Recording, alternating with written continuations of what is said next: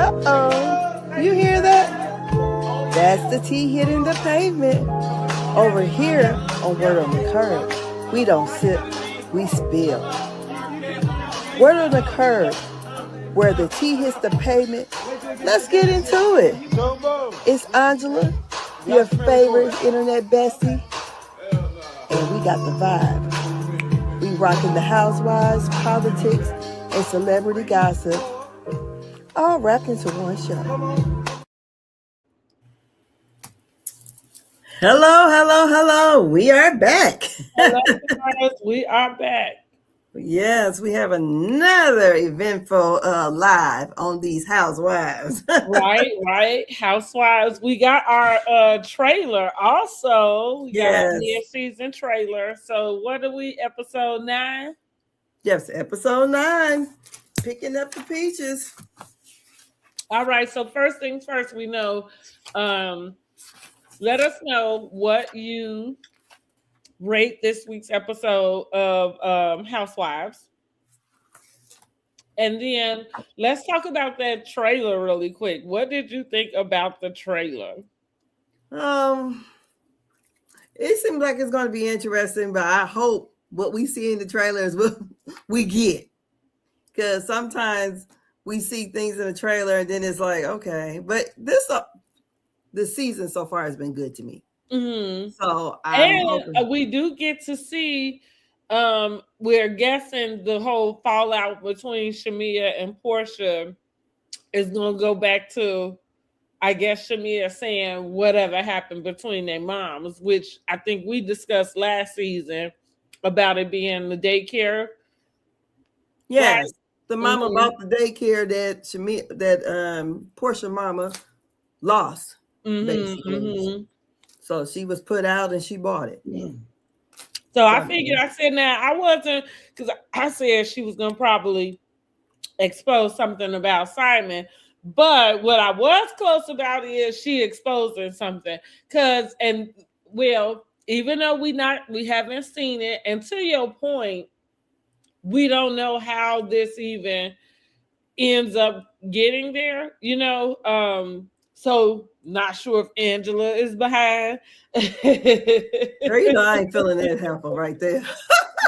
If she's behind how they got there. But what I will say, and I will speak prematurely about it, for me, it's not going to do anything but perpetuate the idea or the same feeling that I have when it comes to Shamea, as far as when she's trying to figure out why is she the problem.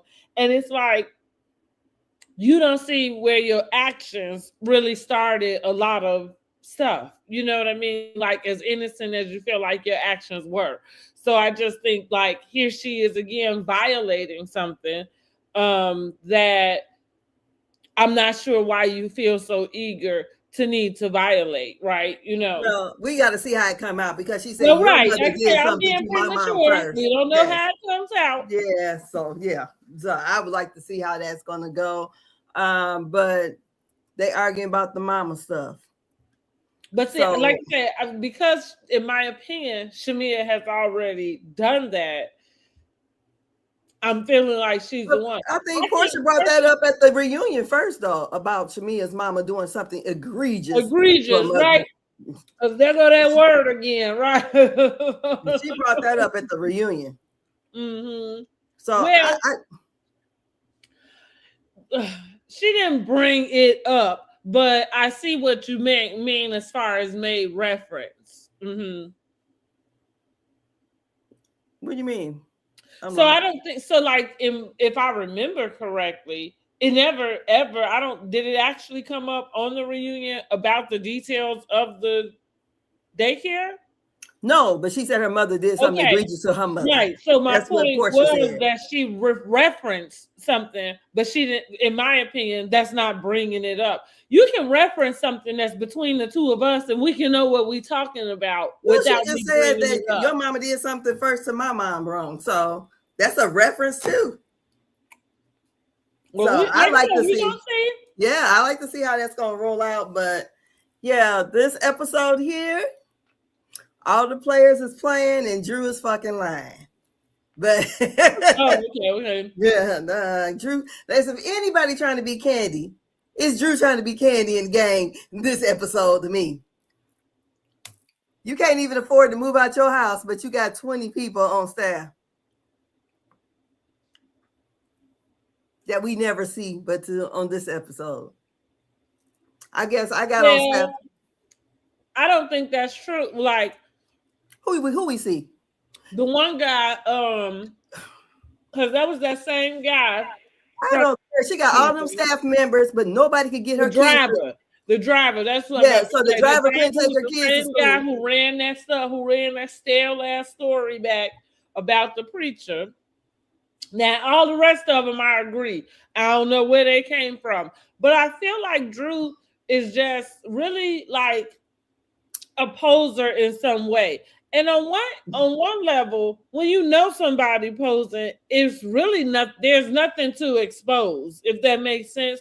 So Drew has, like, as far as her team goes, it's always been faulty. Even at that reunion, like the one girl going into the other girl's room, or whoever, somebody in her team, going to take the other girl. Whatever, some medicine, just being messy, same with the assistant she shared with Sheree, yes. I'm just saying, like, for me, her team, whatever it is she does with this team, has always seemed to center around messy. And I think, like I say, I feel like Drew has always just been playing the part of. So I don't know that there's very much I take her serious about. No, I don't take it serious at all. But for you to have a team, but you could not get your kids to school, but you got this big team. Again, I'm not even taking none of it serious. It just to me, the scene is funny and cute, but it's so unbelievable that I'm just like, why she come up here with this? With this whole fake life right here, because okay, if I got a person who does my hair, that I pay her, because when I think of a team, I think of people who get paid weekly. They have some kind of, you're paying them regardless. I would think you're paying them some sort of, if it's not, I would guess maybe a retainer and then per yes. Yeah. So I think she just paying per service. Like when we go to the beauty shop. So my beautician is on my team. Okay, the person who do my toes is on my team. Well, I'm okay with that, because sometimes it's all about how you look at things. Listen, like, I'm like, if you have to have Uber, that is your driver, okay? Girl, I have multiple drivers. Like, I'm not mad at it at all. No. But that was funny, but it was just like, okay, Drew, what are we getting? Because I just feel like, Drew, we're not getting nothing from her. So we're gonna start this episode with with Porsha and Kellie at Phaedra's house. The whole riff, the married Nigerian pastor. Honey, them Nigerians run rapid out there in Atlanta. Wonder what that's about. Girl. Well, every time we turn around, somebody dating an African. Well, they be down there. They got a lot of businesses. Clearly. There. Yeah, that's clearly, honey. All the other men are taken, I guess. Or the gay. Clearly. Something. Yeah. Ain't nothing but the Nigerians available. Them the only ones with the money. Put it that way. Okay. They got the money that they're looking for. So supposedly, hashtag hey Simon. The Nigerian scammers on Atlanta Housewives. But anyways, this whole fight or argument went all the way left. Kellie is in the house screaming. Porsha is outside. Porsha said, she mad because she screwed around with that Nigerian pastor, and she know it, and she just getting her lick back. Angela says the does Porsha even know who the Nigerian pastor is? Because it's just, to me, it's just getting, okay, first it was a pastor, pilot, now he's Nigerian. Okay, so how many Nigerian pastors do we got down there in Atlanta that flies planes? That's going to be calling or texting somebody that Porsha knows. Whatever. I mean, for me, it's all pretty far. I don't know. I'm not very vested in this beef. I feel like I do think that Porsha just kind of said something. I'm wondering if there's like this mix of something she got that happened that is a mix of truth with like a mix of exaggeration. But I mean, here's the deal. Like, I'm not invested in the story. I don't know. All of this, you sleeping with me. Like, and I think coming from Porsha, I just thinking like you would be wanting to leave that alone, I would think. Yeah. It is something because Kelly said she was smack a bitch. So she got to go. And Porsha says, take your lick and sit your ass down, you little hobbit. So Angela, who is getting up under my skin.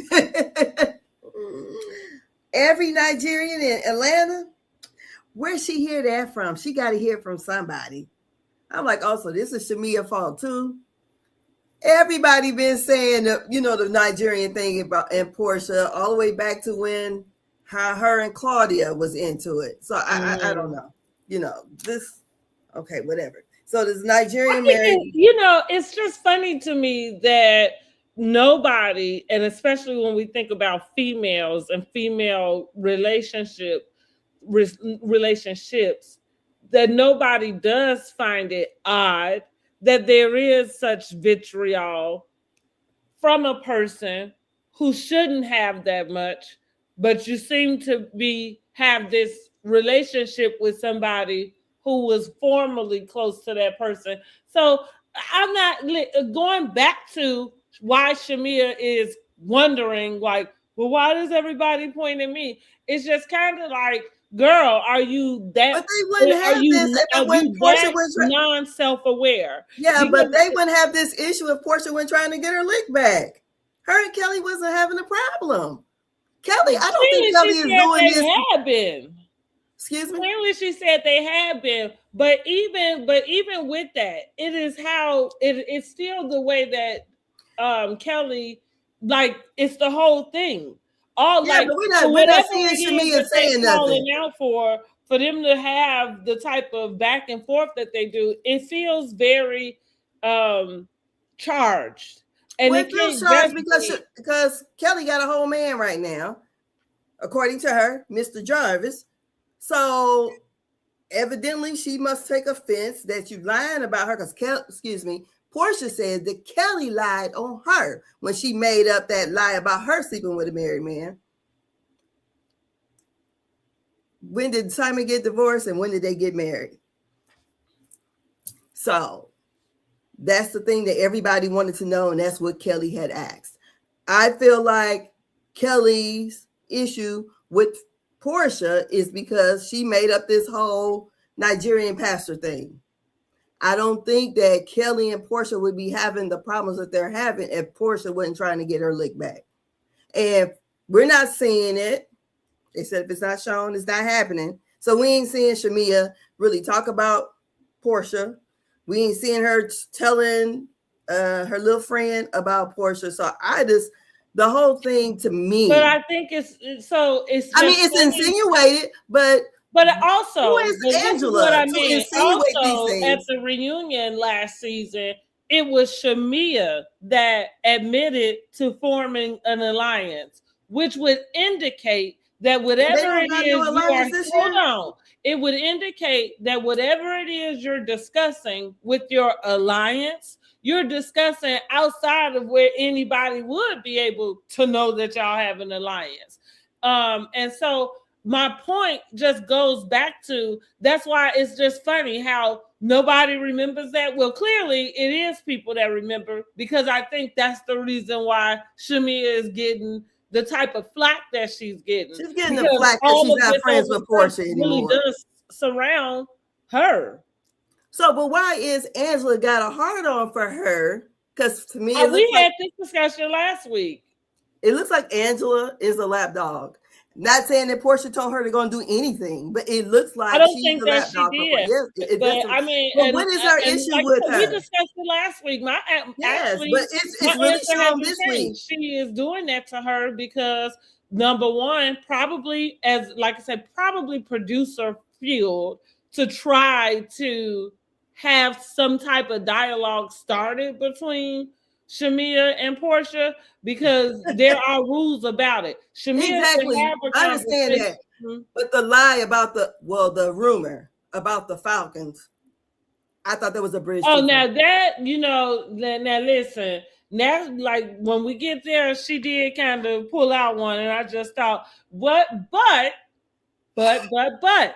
let me say, listen, I feel like Angela be right on the money, because what is the one thing I keep saying throughout all of our reviews when it comes to Shamea and even with the family and everything?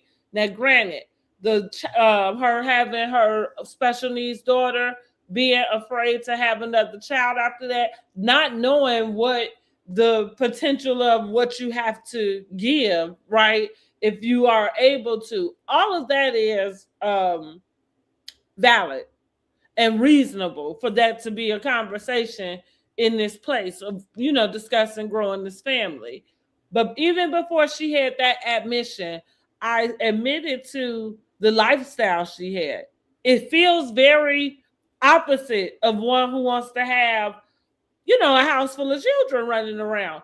Like, and also selfish, because not that I'm against getting the help that you're able to have especially because you can afford it. I'm not against that. But it feels like you're not planning to be there at all, so. Okay, so what's that got to do with the infidelity rumor? That's what as far as infidelity, what I'm saying is that it's interesting that I feel like she could use that type of argument that girl is never at home or with her husband, and that she is in these places with things that happen. It's funny that the insinuation works.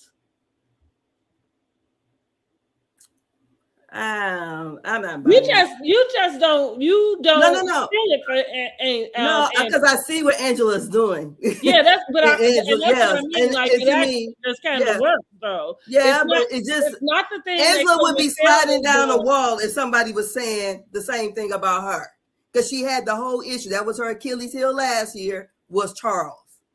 Well, I think that's the name of the game. Somebody come back at her with it, then she would have to deal with it, because same like we talking about Porsha, and it's the same what I just said. I would think that Porsha would leave those types of arguments alone, with any of the other girls, simply because, right, you've had the same type of things that you deny, and it would seem to me that you wouldn't participate. So I would agree with that where Angela is concerned. But again, if you come and somebody bring it back, then somebody bring it back. Like if it was something that you felt like you didn't want to touch, you wouldn't touch it. And all I'm saying is she actually said something that seemed to work. We'll see. Mm-hmm. Anyways, we have... I thought it was a bit much, though. I did. I missed that. What you say? I said I thought it was a bit much. Like it seemed like she went to hell on that. I wasn't expecting it. I guess my whole thing with Angela, for these women are not to be friends and they're not that close. I don't get what it is that you got. So I just feel like, how you said you got tired of everybody on Drew. I feel like it's low hanging fruit for her to come at Shamea. Mm-hmm. Of course, she can read well and everything else, but it just seems like where's this all coming from and why? That's what I'm trying to understand. And she claims that she wants to bring it together. I felt like she just wanted to sing, because when it just looked like, I'm already walking into this. If I'm Shamea, And I see how you looking at me because the way the looks were looking, and I know shit about to go down because we already know what the setting is. So I already know that you are this great reader or whatever. So I'm already gonna come here sitting on ready and probably trying to do the best that I can. But I just feel like for her to not really have an issue really with Shamea, what is all of this about? And the Falcon thing, Falcon or the Hawks, I just thought, what the fuck? Yeah. I mean, okay. Yeah. I just think Angela, I just hope and pray, because they said they're filming the reunion in 2 weeks. I hope that Porsha says something to Angela about her confessionals. I just feel like Angela is two-faced. And if I am the person that you're supposed to be friendly with and you forgave all the things that I had said, but every time you get a chance to get in the confessional, you got something sideways to say to me or say about me, but don't say it to my face. Right. And that's where I'm at with Angela. I feel like if she was a person like Sheree, she'll be bone collecting on everybody. But I feel like she's only bone collecting on Shamea and little bitty lady. I can't Kellie. She's it's not. So I just feel like it's, because I think the only person Sheree did not bone collect on was her bestie, the white chick. But she was doing it on everybody else. I just feel like I mean, all this is good for TV. It's good. I'm enjoying the season, but I'm just like, Angela messy as fuck. And that's the way I feel. So chest up and nipples out is what Kellie says. Phaedra says the devil has entered. And the meditation went from meditation to mayhem.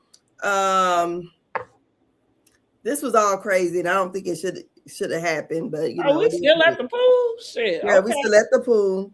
So then Kay talks about Drew and the funny faces, and I thought, okay. Then somebody had put up a before and after of K Michelle. Which I don't know too much about her. So I go, well, interesting. I happened to come across first season of Love and Hip Hop Atlanta. I haven't watched it in years, probably since it came out. So I was actually able to get reintroduced to Kay because, I saw it, but you forget whatever. Yeah. So what I did pick up on, and I'll give Kate this much, because I know we have talked a lot about, her kind of having this shell shock, type of entrance into the group. What I'll give her is some of that was displayed in Love and Hip Hop. When she was in certain things, she kind of seemed like she was surprised that certain stuff was going on, which made sense in a way, because being transparent about their filming style, they had the ambush type of thing, and with Stevie J dating the art, a lot of stuff was kind of like ambush shocked, not knowing. And so she kind of did have, which I think was everybody, right? Because this was something so different that was even on TV, let alone talking about happening for real in people's lives. But the thread that I have noticed that remained the same is that it seemed she had to find an adversary. That was Rashida, right? And it was kind of from one disagreement, which was her basically not believing her about the man Memphis abusing her. And at that point, she also has just this nasty disdain. So all of her confessionals, which this is what everybody did because at the time, that's kind of,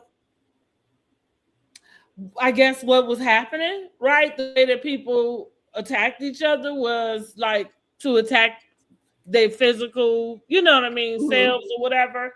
And so that's what she was. That's what she did. So she would kind of pull the same thing, be in her confessional, had different things to say, going back to how she ended up falling out with the rest of the cast, right? Because they did, and I can see where she would think that they chose Rashida. I would go ahead and say that they did the same. But it really was because she got her own show and she fell out with everybody. But it had a lot to do with the things that she was saying in her confessionals with the girls that she still was friends with or friendly with, right, outside of Rashida.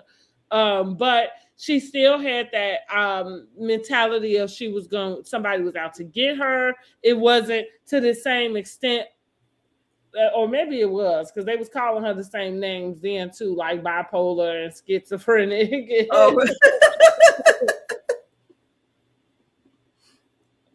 Okay. They was using those same adjectives to describe her. So the one thing for me with Kay is I can't do you have to understand it was my first time coming in. Girl, like, I don't know. I'm over this. I just, this is not the K Michelle that I thought I was going to see. However, she is seeming to find her way, her footing, again, because she found an adversary in Drew. I feel like that's what we're going to notice throughout the whole season. The thread is she going to give it to Drew, and then, and so what I was speaking about her having little stuff to say, falling out with the people she has become friendly with.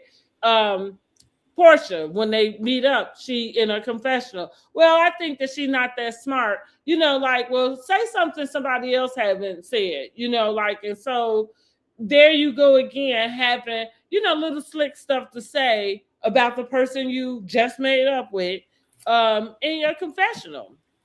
So I agree with you. It should make for a very interesting reunion, because the good thing about reunion is that it is just on.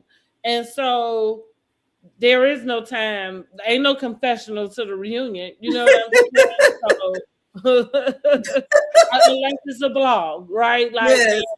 We know she'll do that, but I'm saying I think maybe this stuff is going to make for a very good reunion. To your point, I think Cynthia also mentioned that they are casting. So the good thing is they feel like the season has gone well, because the last couple seasons it's taken them a long time to start filming. So the fact that, and this is what Cynthia's talking about, this is what she would be used to as far as what they filming schedule would be. They would film their reunion, and 2-3 weeks after reunion, they back to it, Yeah.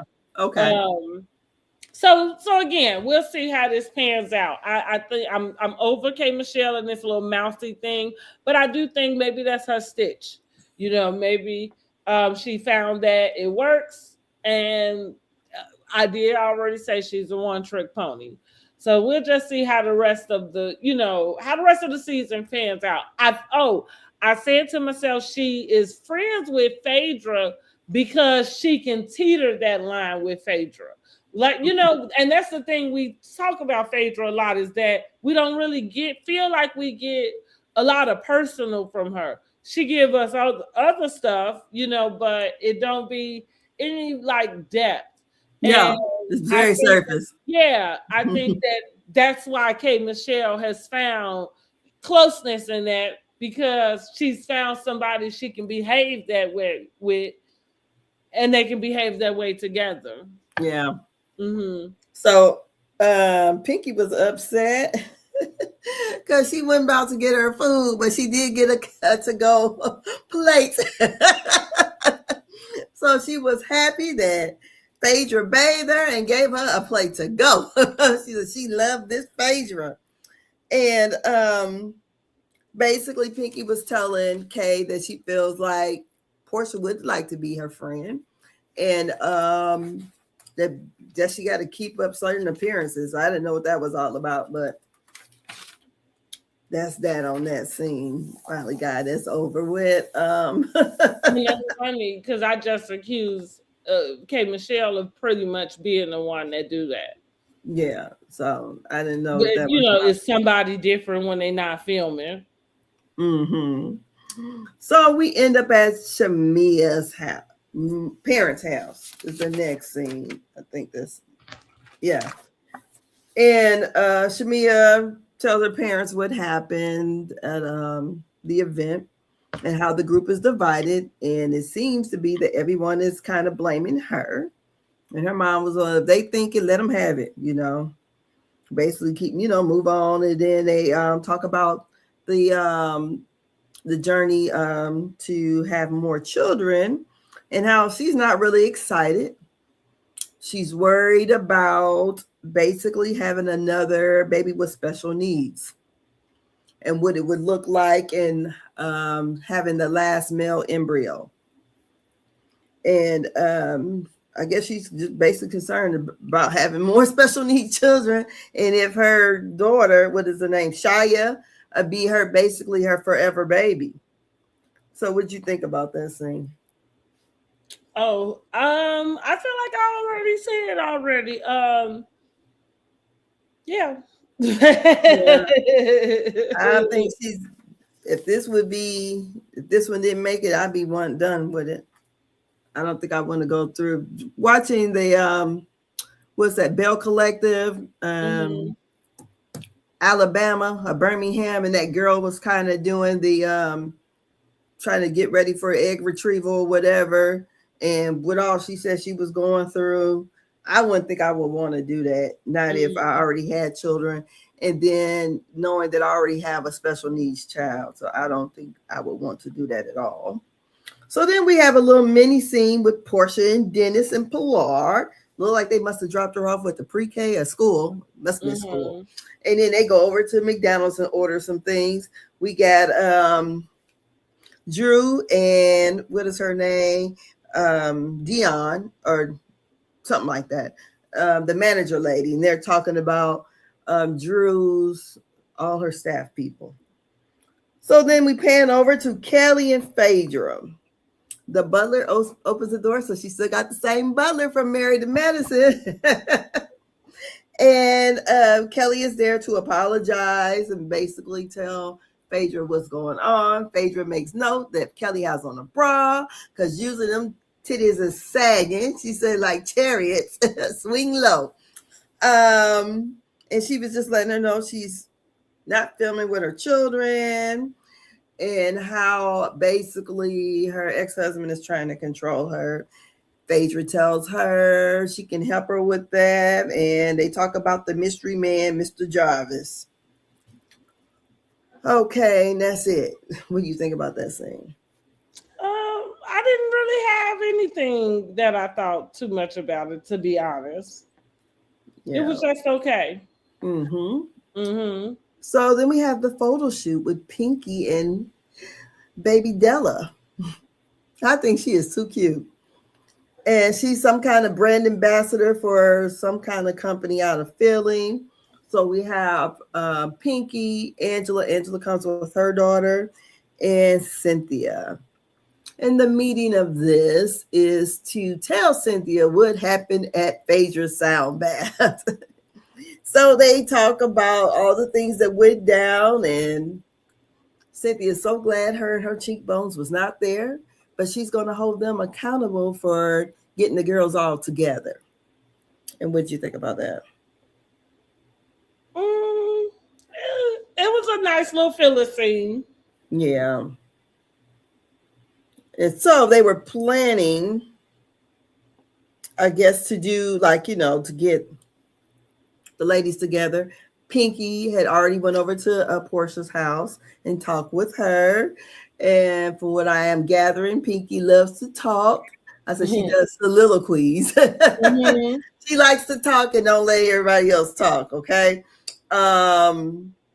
Then Angela has states that she wanted to speak with Shamea and see what the issue is, because Shamea is saying things about her and bringing up stuff from the past. So Angela calls her Shamina, Shemesi, Shalaya. Okay, where we going next? Um, Shamea and Kellie at the dentist. Lord Jesus. Shamea do way too much. They got on the same outfit. She straddles her in the dentist chair. I'm like, Lord have mercy.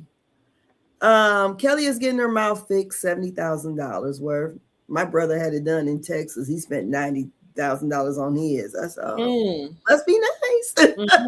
But he had implants all done. So I don't know what Kelly's getting done. But anyways, we find out Shamea introduced Jarvis to Kellie, and that she wouldn't introduce her bestie to a brokey, is what she says. And Jarvis is paying for the mouth. He's bought this tacky ass necklace with her children on there that they had to blur out. I thought it was an ugly necklace. I just think it's not my style. Yeah, it just was real tacky look. It was just so big and gaudy. And then Shamea carries Kellie out on her back. Oh, also there were some flowers delivered to her. So I don't know. I said, how many people actually meet you at the dentist? It's for me. It's the Shamea and it's Kellie and it's what they say, frack and whack or whatever. Like whatever the opposite, Ren and Stimpy. Yeah, Ren and Stimpy. Whatever the opposite to freaking frack is. And again, for me, Shamea lacks like total self-awareness. To not be able to figure this out. Like, you do too much. And I'm guessing it is a part of her personality, but I wonder, because I think I've shared this before, but when I started my houseplants, somebody, you say Kellie is carrying the show, take Kellie away from the season and see how boring it'll be. Okay. When I started doing houseplants, I was having trial and error, like killing some overwater, and most of the time it was overwatering, like root rot or whatever. And so somebody suggested, or maybe I saw it on like a reel or something, but there was a suggestion that the way you took care of your houseplants was a sign of how you took care of yourself, in a sense, or like your plants can sometimes keep you aware of where you are emotionally, right? And so with that, it made me think about the fact that I kept killing a lot of the plants, because I was doing too much, overwatering them, maybe repotting them too soon, just whatever. I don't know. Because I kill them all. Too much. That's what I mean. Like whatever I was doing, it was way too much, and they didn't need to do none of that. So and it made me analyze some of the relationships too, in a sense, because like we talked about, a lot of my relationships have changed in a way, and a lot of it has been because there was a lot of effort being put in on my part, right? But now I'm not jumping on people, twerking on them, but I do think that there have been instances where I was over giving, and didn't need to. And so I'm saying that to say, for Shamea, I don't want to say that she does this on like intentionally. Like, I don't think it's intentional to get like attention the way that it appears, but I do think that she is a sidekick. You know what I mean? Like, and I feel like I said that last season, but I feel like maybe we were saying it in a way that wasn't so nice. But I think that if that's what it is, then that's what it is. Like, it's okay. You know what I mean? Like, but I don't think she's found a way to be confident in that. And I guess because nobody's nobody looks at it as a confident thing, I guess, in her circle. But it's just a lot. It's just a lot. My best friend Kelly, like at the surrogate thing, oh, this is my best friend. It's like you are, middle aged, I guess. Like, what are you doing? And maybe it's because I have a former best friend, and so maybe I have a different skewed view on it. But do you have a current best friend? No.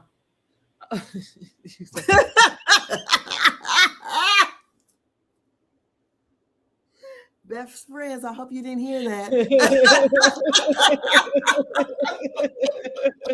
I'll put it like this. Since COVID, I don't really hang with my friends. I mean, we get together. We're like still friends from like some elementary, some high school, okay? But I don't talk to them daily. I might shoot them a text on their birthday or, but I just don't. Well, my point was going to ask, well, do you walk around introducing that person as your best friend? And when I mean that, I don't mean so if you come to something I invite you to and, my best friend is there, then fine. I might say, oh, hey, this is so-and-so, my best friend, right? I don't think I've ever said that about any of my friends. Yeah, but I mean because we not going to the dentist, and I mean, I don't know. It's something seems weird. Maybe it's me reading. I think it's all for TV too. Like maybe I'm used to her being Porsha's best friend, and maybe because we didn't really.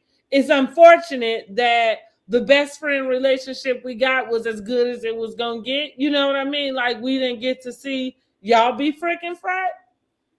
No, they wasn't. No, clearly, okay, and now here you are. What it feels like is overdoing. It does. It really does. It seems a lot too much because I'm like, it seems like from what we see just online, like I think a lot of this is for TV, and I think she's like you said, not self-aware of what it looks like to us on TV. Because it just looked like you trying way too hard. I ain't never about to carry a bitch on my back. Circus monkey. Because I'm not carrying no motherfucking body on my back, not my kids. So I'm showing grown ass, no. Yeah, and I mean, like I said, like I can be a playful person. I don't know. This all feels out of place. Yeah, I ain't putting no grown ass bitch on my motherfucking back. Nah. Getting that coochie juice all over me? No. Shit, no. I just can't see it. I'm like, what the hell? I can see if maybe she broke her leg and we're like out in the wilderness and I'm trying to help her. So, but no, girl, let me drag you. I'm not gonna do all that. Or, I just, that, to be, I could see maybe, I never did that as a teenager. So I just could not see that being 40 something. And I think that's the point. That's the problem too. And why it feels overdone because like I think I brought up last week, like, it's been this short period of time. So, you know what I'm saying? Like, at least to us, it's been this short period of time. But again, she did come in hot. Did y'all, whatever. Maybe y'all been formulating this friendship for God knows how long. But it just feels like a lot really fast and like you trying to prove something. How, like, and to go back to high school, you might break up with your boyfriend or whatever, but then like maybe you're going to the basketball game, so he gonna be there. So you gotta make sure, you know what I'm saying, like you cute and you doing whatever with whoever, right? To make them jealous, yes. So that's what it feels like that we getting from her. Okay. Like, oh, I'm doing just fine without Porsha. You know what I'm saying? Like, that's what it's given. I'm sorry. When I looked at it, I just said, "Oh, damn, Shamea." Yeah, she lacks all self-awareness. You straddled it because even when her and Porsha was tight, I mean, I know she drank the water out of Kenya's shampoo bottle or whatever, but I'm like, she ain't act like this. At least I didn't notice it. Well, so it felt like Candy would bring her around a lot. So she would do so like the Miami trip, right? Candy brought her to host that. So she kind of showed up in her bathing suit to Yes. welcome the girls in, you know. So I think there were moments like she, in my opinion, she was like the fun time girl. Yeah, okay. Like I think and that's probably, and I can relate to that in a sense too. That's probably why you see her in the different type of friend spaces she can be in, because you the girl that'll come and turn up at, you know what I mean, like, and turn it up or whatever. It doesn't necessarily always equate to there being an actual depth to the, you know, to the friendship, you know, because some things are just social. Yeah. But anyways, yeah, this whole dinner scene, I'm like, Lord have mercy. Whatever. Shamea, Lord have mercy. Then we get to Drew. I said, Lioness Drew and the crew. The scene was funny. I will admit that was funny as heck.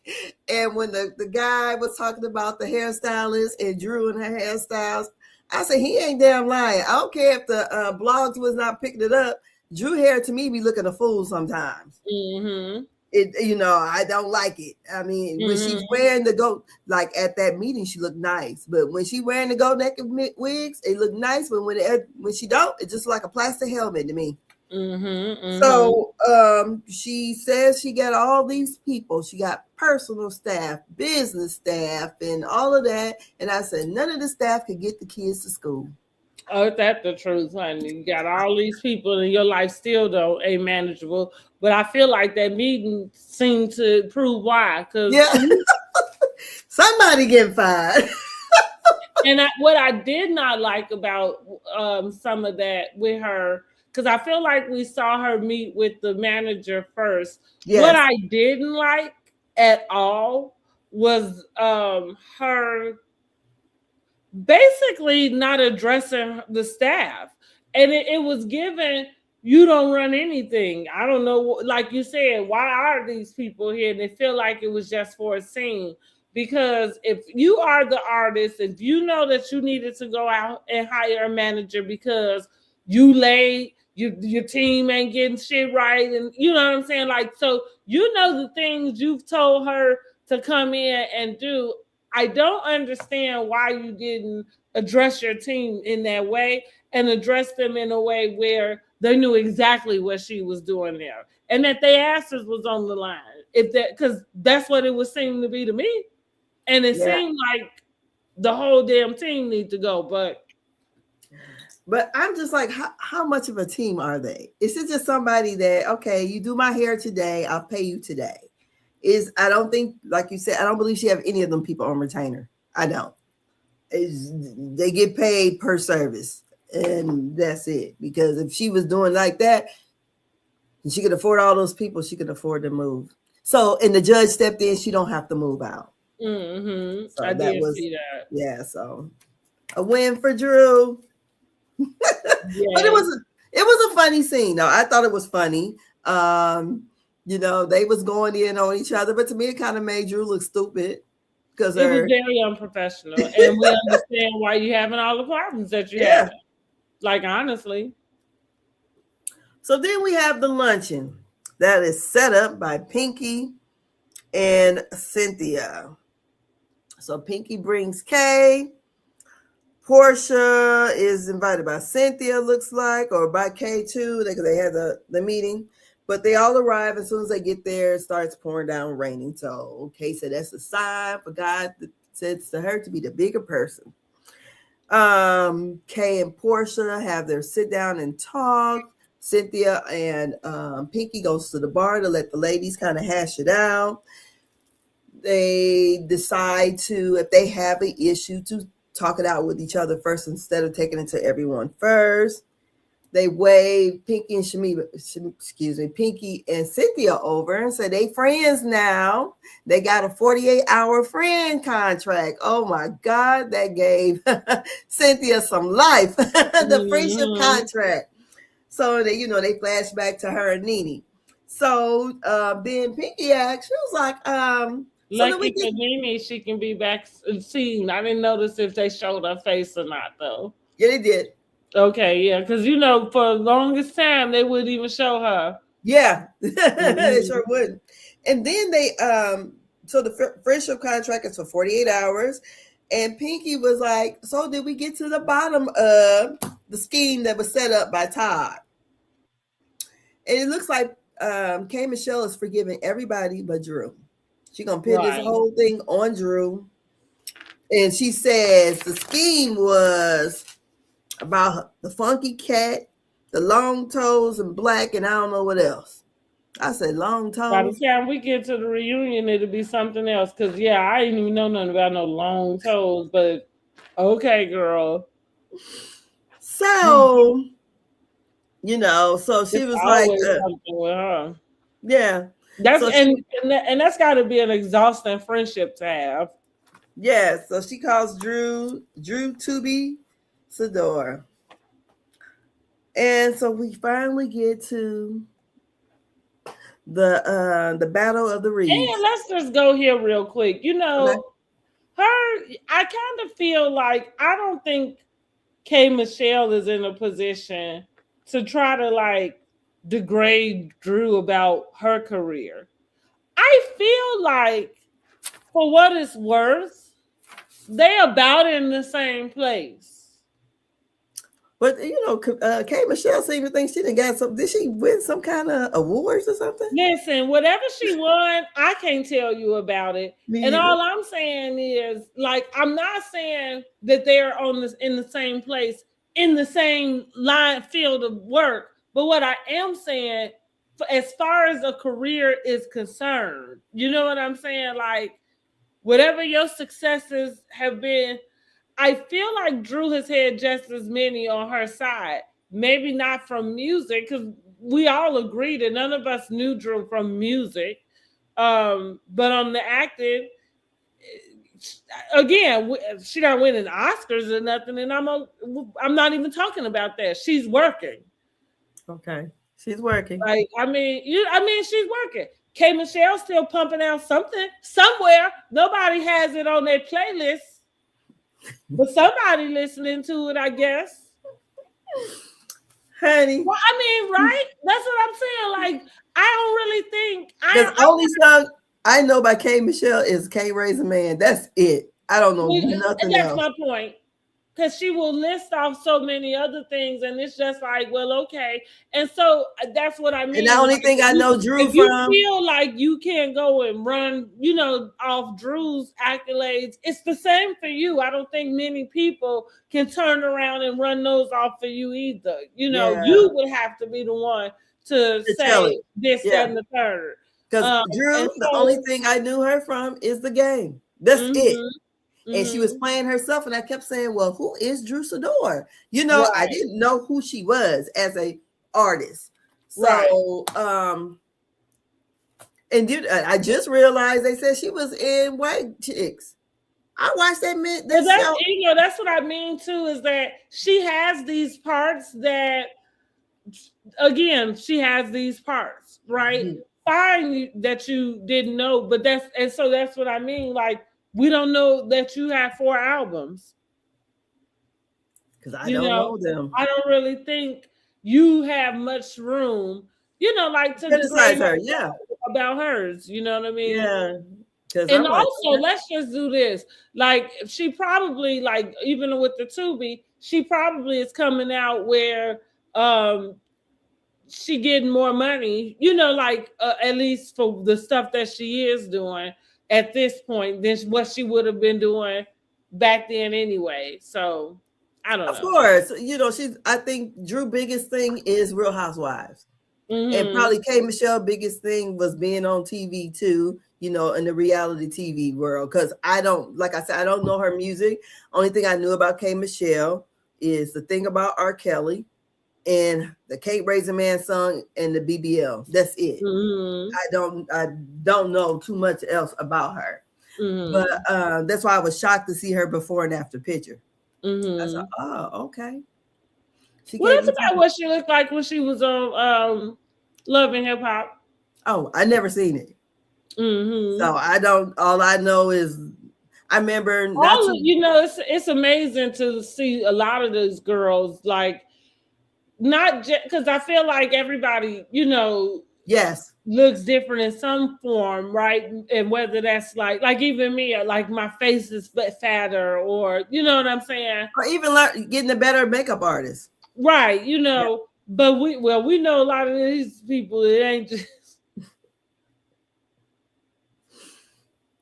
Well, it ain't just a makeup artist. You ain't a guy. Shots. Well, like what. But yeah, it's amazing to just see the evolution in general. Yeah, so yeah. The only thing I kind of remember being in the blogs and people made a big deal saying that K Michelle's skin tone had changed, and I remember that. It does look like it, but I don't know if beforehand. I feel like people sometimes take the skin bleaching thing. Rumor, whether you are a person that's using this stuff to bleach your skin, or whether you're a person that is accusing people of bleaching their skin, I think on both ends it goes a little too far. There's a natural way for your skin to brighten and to even look brighter, like when you're talking about being on camera and things like that. So I don't know. I feel like the things matching up where it doesn't look like she's doing skin bleaching, but I don't know. I don't know either. And I think like comparing cameras to back then, I don't think that's a fair assessment. I feel like some of the stuff, like technology things, have gotten so much better that what you look like on camera now, and that's just in general, that's with our personal phones and cameras and things, like things have just gotten better. Yeah, that the pictures come out better. Clear, yes. Yeah. So we get to the meeting of Shamea and Miss Angela. And this thing starts out wrong. Shamea says she's looking for a 6 foot tall lady. See, and that's what I'm going back. So the funny thing is, you have to question, like, what is the hard on for Angela? But it would seem to me that Shamea would show up differently if she didn't have a hard on. So it seemed like, even if we're not able to point it out, Angela is feeling something. But go ahead. I think Shamea is too. I think clearly, I really feel like Angela just don't care for Shamea, period. Mm-hmm. She don't care. Some people you just don't like. Yeah. There's something about her that she don't like. So her discernment says, I don't like Shamea. Well, and Shamea said, your discernment. But I feel like it's just, those two are not going to click for whatever reason it may be.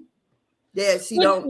So you don't think that the very reason that it could be is Shamea could be mad at Angela for going back running what she said to Porsha? But what is Shamea saying to her this season? Very reason. But what is Shamea saying to her? That's my thing. If I can feel I can feel you may not like me, or I might not like you, but if I'm not bothered, I'm not giving you the time of day. So we can be cordial and just keep it moving. I'm not going to give you a whole bunch of energy. I already know how you going to play it or whatever. And I know that if I'm dealing with Angela, she going to run it back. Because she already showed that when she went back and told Porsha that Kellie called her a horser. So we already know that. For whatever we're talking about, you're going to go back and tell it. So I think that's probably why Shamea sits on ready with her, because she knows about to be whatever is going to be talked about is going to be ran back to the other side. So I just don't feel like, even if she feels like Shamea has an issue with her, she hasn't stated it to her. And I feel like to give it so much attention because if we're going to move it along, we just move it along. Okay, we're going to play nice. We move it along, because they did go to the little shop together, little boutique. And I don't know how it went from we going to this boutique together, we're sitting down at the pool, and you asking Kellie and Shamea how they feel about being over there in the pool house. Kellie knew she was gonna run it back, so I don't feel like the argument is warranted. I don't think that. I just feel like Angela, we can play nice and just hi, So what I'm wondering is why is Shamea not saying that? She did say it to her. Did she? She said, yeah, she said because she wanted to know why. She said, you seem like you have an issue with me. And then she said, oh, Shamea, you're playing the victim. She said, you're not that high on the totem pole or whatever for me to be thinking of, about you, basically. But it seems like she always bringing up Shamea's name. I'm not hearing or not seeing Shamea bringing up Angela's name. Well, no, we're not. So yeah, I would agree with that. So I just feel like, but I think we do see Shamea having moments where, like that's what I mean. Even though if a person is in the wrong, there's a way for you to keep them in the wrong. Like, to your point, if Angela is being messy, there's a way for you to expose her to being messy without you participating in it. And what I mean is, so like when she came into the restaurant, I'm looking for somebody with the size feet of 9, and it's just kind of like, well, what does that do for anything? So if you truly felt like this is a person who, whatever, just has it out for you, and you are trying to figure out why, it would seem to me that the energy you brought to this place wouldn't be that. That does, go back to me saying she's just not self-aware. Well, I think Angela already was stating in the confessional, Shamea, Shalaya, and all that. I think those two was. I think what she talking about, we would have to deal with at the reunion. You know what I'm saying? Like, because it's in the confessional. But what I'm saying, like, that was her walking right in. You know what I'm saying? So if you're saying that to the waitress, that's what I mean. That is the energy you walked in with. That wasn't energy like, oh, I came to make things right. You see what I'm saying? Like, we ain't talking about what you had to say, 7 weeks later when you came back after you watched the episode. Did they watch the episode then? Well, when they do their confessionals, I don't think they do. They watch the episode when they do their confessional. I feel like they do. I don't think they do because no, I think that's where the after show come from, ain't it? They got no after show this season, don't seem like. No, it don't start coming on. It's probably gonna start coming out like after the halfway. It don't ever start like as soon as the season comes on. Okay. Mm-hmm. Well, they need to have one. So we can try to figure out what's about. I just feel like I do think they do watch their episodes before the confessional. And I know for sure they watch all of them before they go to the reunion. The reunion, yes. Mm-hmm. But I think like some of them, like, because that's when they get to tweeting real bad, they be watching some of the stuff like we be watching it and figuring out exactly what the confessional. Yeah, right? But be figuring out what the other person is saying about them. Like, oh, I didn't know they was feeling that way or whatever. But to me, they are not that close enough to have that much smoke for each other. And it does feel like to me that Angela is being the bully. We already know she can read people down. And even though Angela didn't know. I can see where you could come from that in a sense that, because what I would say is that she knows that Shamea isn't going to say very much. Like, you would not have been the one to have to go and tell Porsha whatever you thought Porsha needed to know if Shamea was a person that, was going to speak up and address something, directly herself. Yeah, because I just feel like I like when we watched the mid-season trailer, at first, when she brought up about the Falcon players or whatever, I didn't know who she was talking about. So now we see that she's talking about Shamea, and I'm just like, wow, you carrying that rumor. I don't know. That's just I like the cattiness and all the other things, but I think when it comes to stuff like that and possibly causing confusion in someone's marriage, I think that's a bit too far to me. And not only did she say it again there, she said it in her confessional. And then she brings it to the other ladies. And I like when we see the clip that Porsha did get up.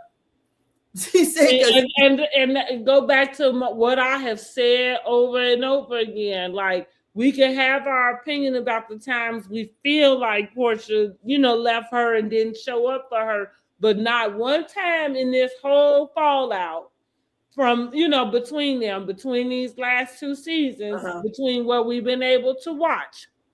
Not one time have I seen Porsha throw her, throw her up under the bus. The way I feel like I've seen you do it. And I agree with you. I like that, because that is what you're supposed to do. Like, even if we're not friends anymore, you're not supposed to go and take that information somewhere else, and do that. So, like she said, I'm going to excuse myself. I'm not going to sit here, hear it, like she said, make a face, make a sound, like nothing. Show me to where the door is, and y'all go ahead and finish what y'all doing.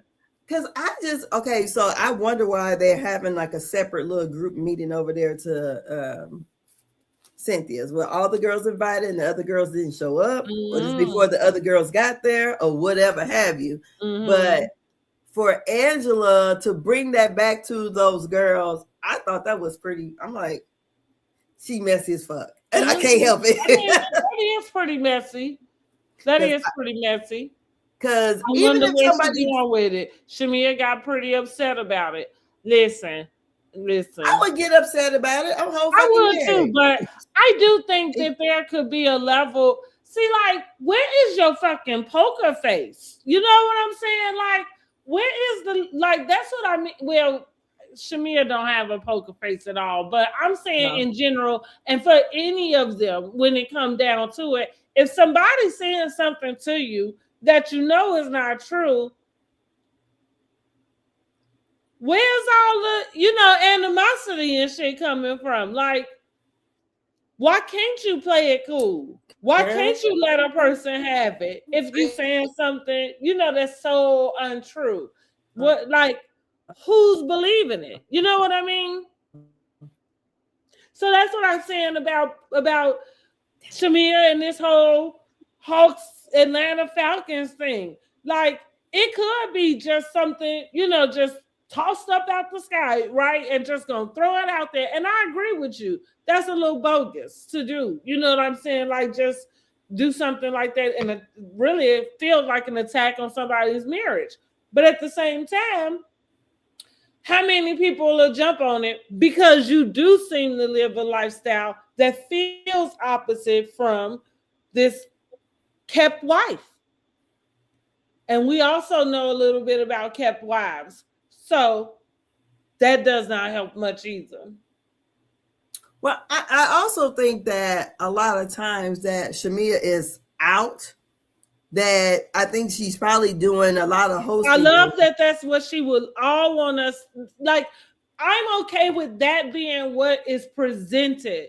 I mean, because what are we seeing her out doing? What we always forget is perception is like, while it should not mean as much, it means a lot. And it is the reason why people will believe the lie before they believe the truth. Because if it looks closer to what they're able to like see and add up with what they see, then they're gonna believe that.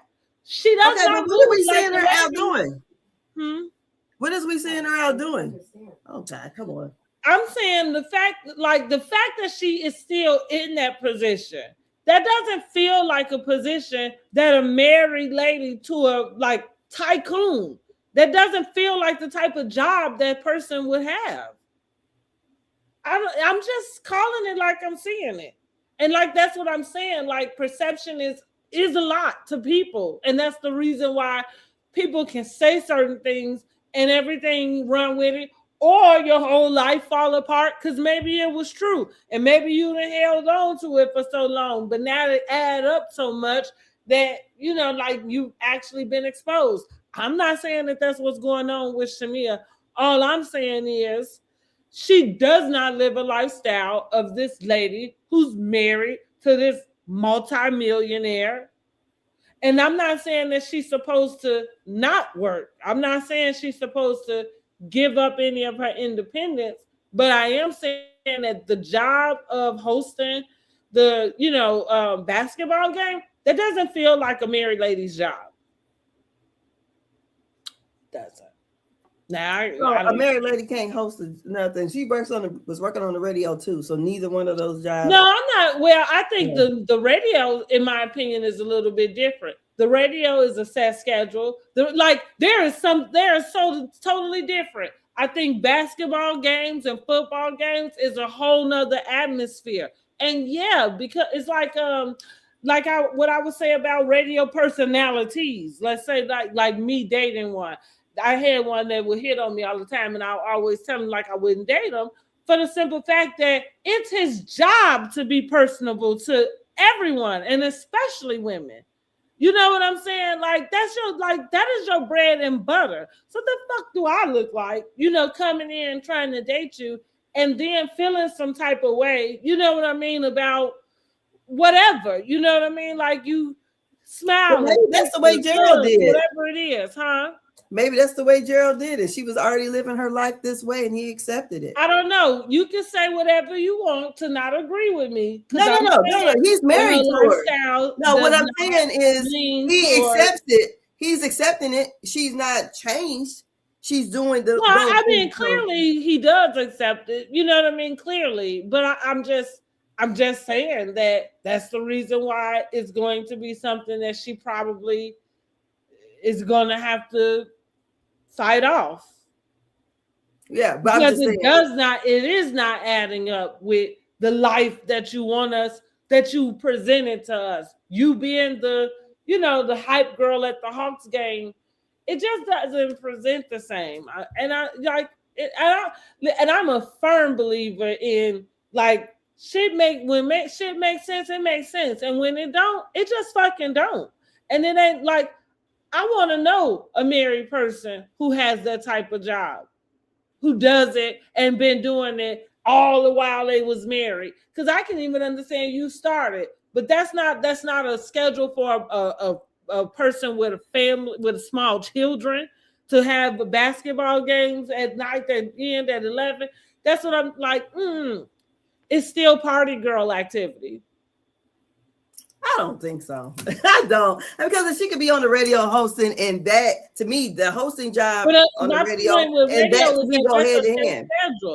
Yeah, but she could be that's the morning job. Looks like she may be doing this on the weekend. How many hosting jobs are she doing for the NBA or the NFL? Who knows? All I'm saying is I don't see how it looks. I guess maybe because I've always done a man's job and I work late. I don't see how it looks like something that she's doing that makes her looks promiscuous. I didn't mean for it to say it made her look promiscuous. Because that's what Angela is saying. Angela's saying that she's cheating. What I am talking about is I do think that's a flirty atmosphere. I think that there is room for anything to be misconstrued or anything to take place. I get, or what do you call it? What is it called? Like not enticing, but like I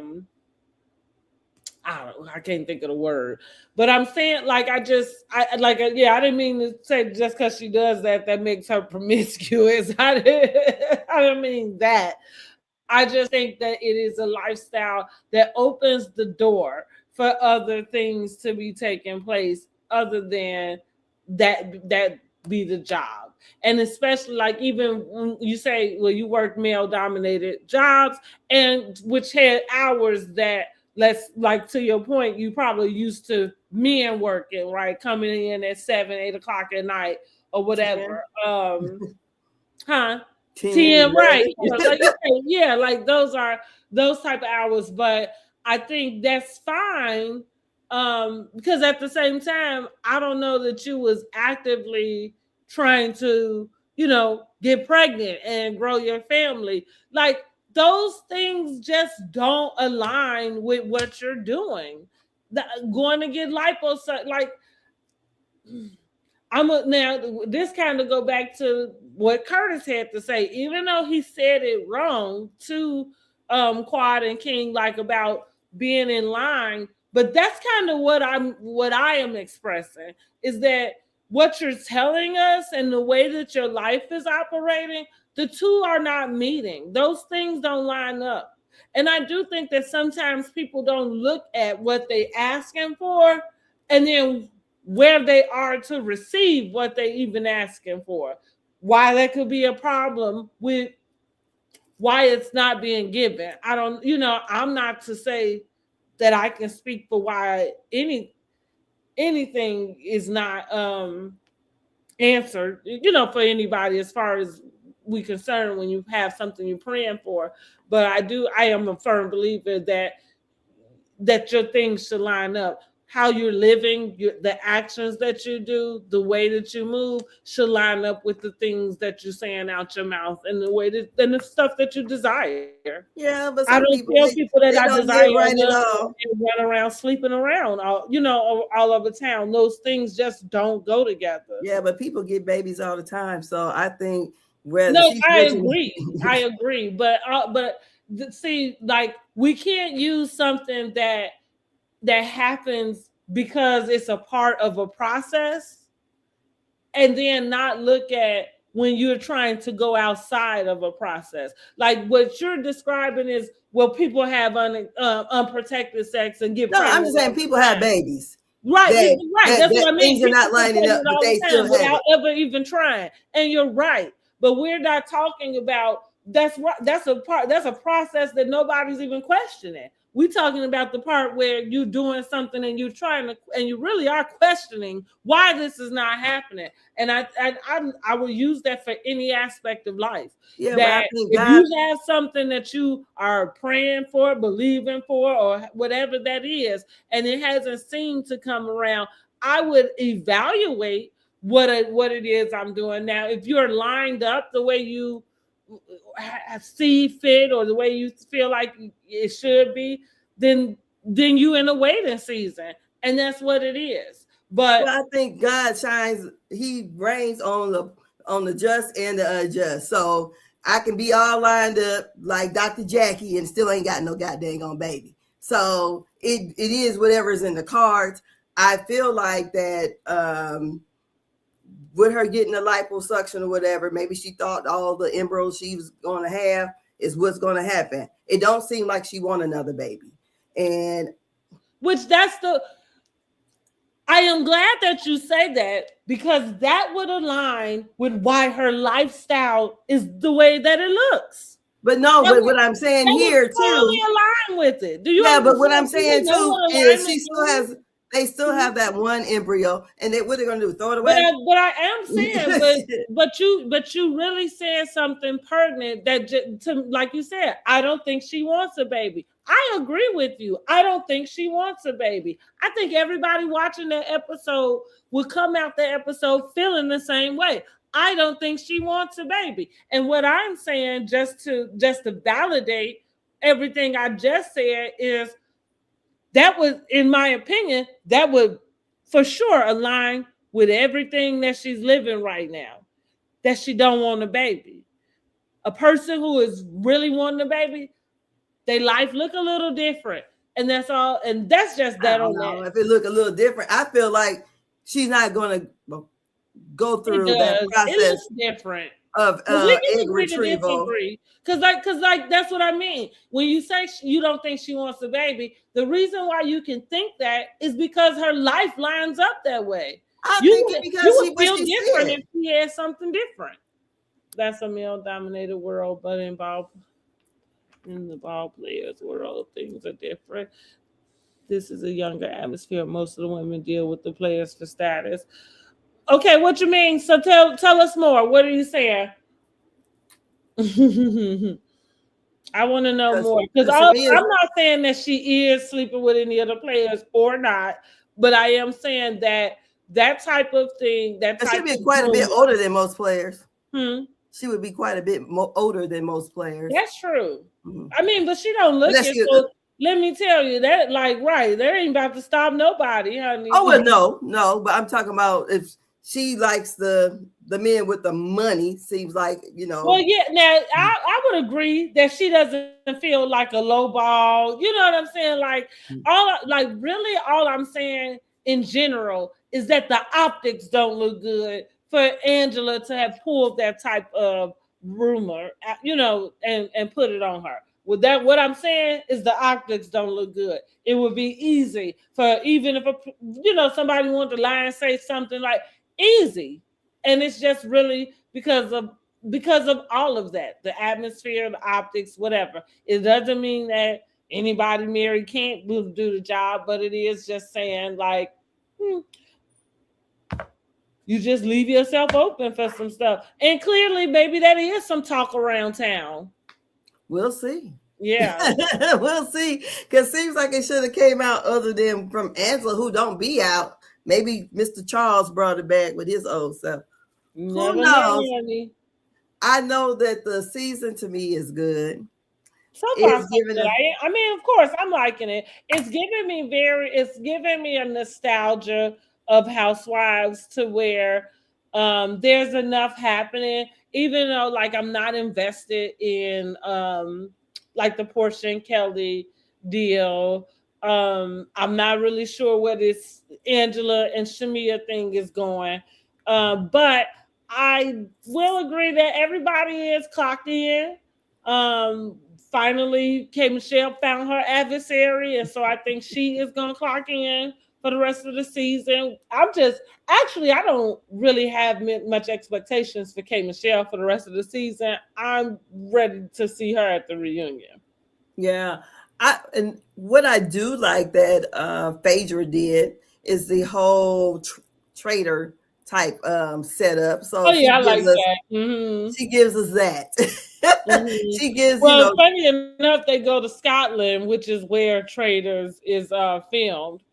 I wonder so if yeah. Alan is going to make an appearance at some point. So but yeah, I like that. I feel like everybody is working. Um it's messy enough and it's Mm-hmm. giving us stuff to talk about.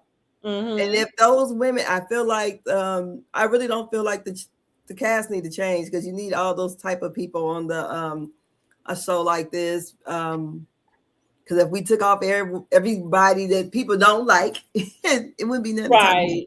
Well, right, because you have to bring in somebody. So I agree. Like, even though I'm kind of saying K Michelle is, one trick pony. She moving pretty slow. What I do can give K Michelle is that, I mean, she's funny. Like, that's like saying what we say about Phaedra. That's why I said it makes sense that they're close, off screen and everything, because I would give her very Phaedra vibes. Phaedra, right. We talk about we don't get much depth or personal story, but she give us like the funny moments, and so fine. Yeah. Like we keep her around.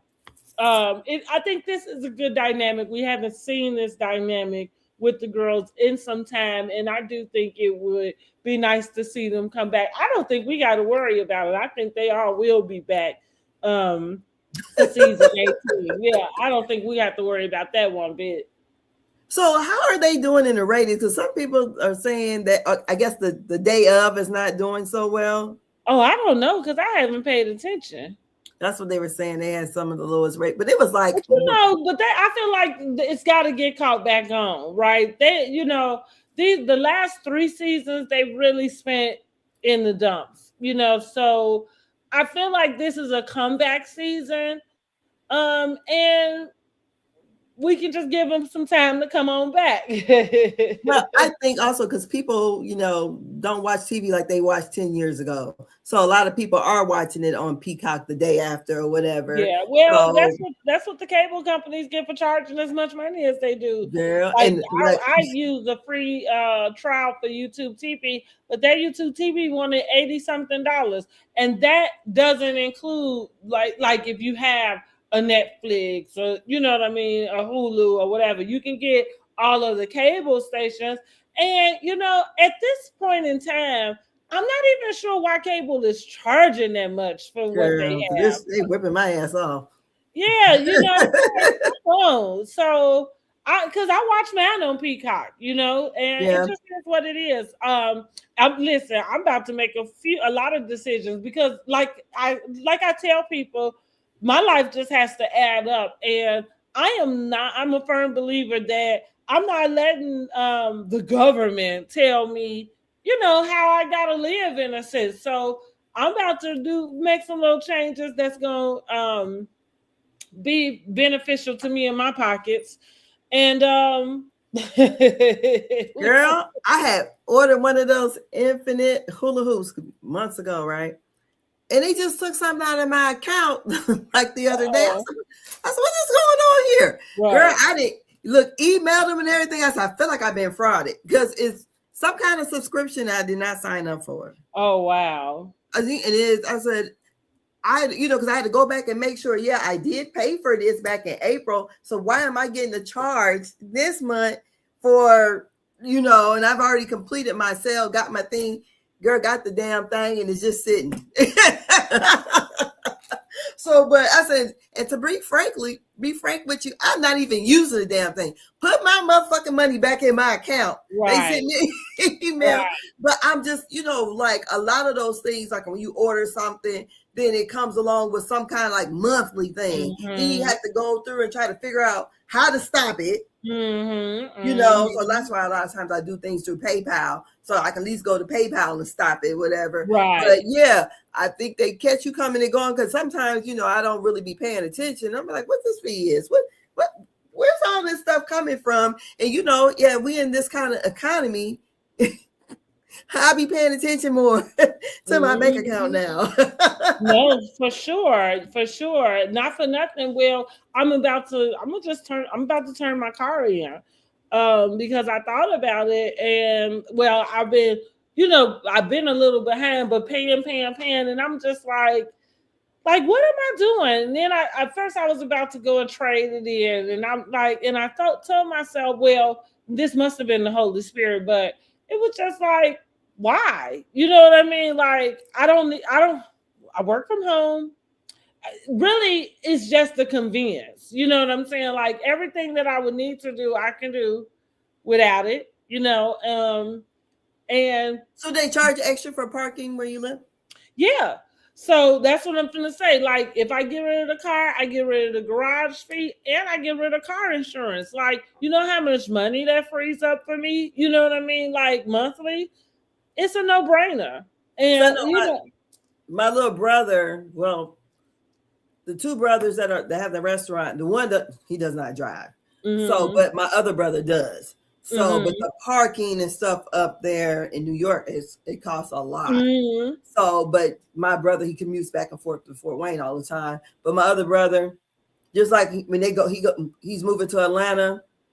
They're gonna open up in College Park. He's going to be living right there. His commuting is, well, that's what, whatever. I was saying. And so like I tell people a lot of times, like you have to remember what your own prayers are, because sometimes your prayers don't even come answered like the way that you see them answered, like again, that just frees up. And we didn't even talk about gas, you know what I mean? Like, because you figure all of those things add up.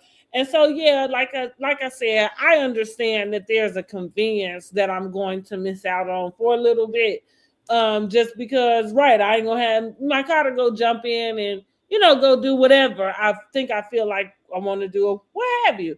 But if it's what I need to do to, get me caught up and to put me in a position that I'm looking to be in, because right now the extra money is not coming, and that's what we at, So it's like, okay, now you can do what you're trying to do with your money. This is how you do it, right?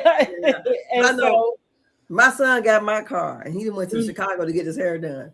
But he didn't have my car almost a whole fucking year. Oh wow. So he took my husband's car and drove it up to Chicago because he said my car needed to get an oil change. So we'll get the oil change. He had almost a year. So because his car got totaled last year. So I had my car here all yesterday and today. And I said, I feel like a stranger driving my own goddamn car. You should see me. I'm like, oh, let me clean this up. I'm like, girl, this your goddamn car. Because I called him up. I said, now, when you say you getting you a car? He said, well, I'm going to try to make it to November. I think I have enough. Because he's trying to get used to paying mortgage and all that stuff. Because he had never lived outside the home. Because before, when he was living home, all he did was have to pay a car note and car insurance. So I said, well, you got to get it together. Because I ain't going to be driving around here in this dang on Scooby-Doo van forever. He was like, well, can I use your van then? I said, no, because I need that for daycare.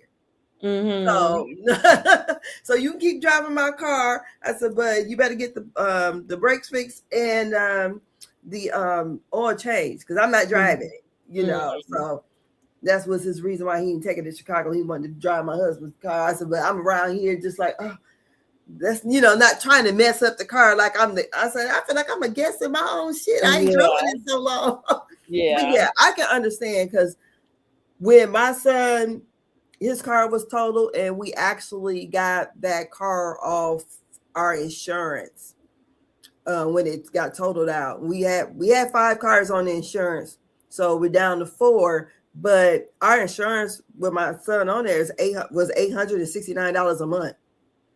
I said between insurance and the light bill around this joke was the thing that I said because in the winter my whole house is electric. In the winter my light bill is $1,400 a month.